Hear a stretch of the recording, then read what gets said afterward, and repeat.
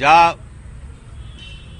আমরা দেখছি এনসিআরবি রিপোর্টে, সেটাও পশ্চিমবাংলার প্রকৃত অবস্থার সত্যিকার প্রতিফলন কিনা সে বিষয়ে সন্দেহের অবকাশ রয়েছে। কয়েক মাস ধরে এ ব্যাপারেও পশ্চিমবাংলা প্রথম হয়ে থাকবে যে এনসিআরবিকে রাজ্য রিপোর্ট পাঠানোই বন্ধ করে দিয়েছিল। তারপরে রিপোর্ট দিতে হলে নাকি ডিসক্লেমার দিতে হবে, তাতে এসব উদ্ভট দাবি আমরা শুনি।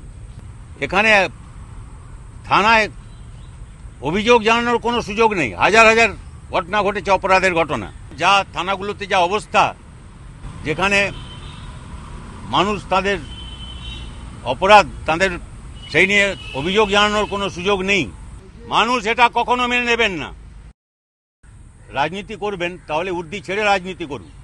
উর্দি পড়লে আর ওইসব জায়গায় যে পদে আছেন সেই পদে, সেই চেয়ারে বসলে, তারা যে সার্ভিসে বিলং করেন সেই সার্ভিসে থাকলে এসব করা যায় না।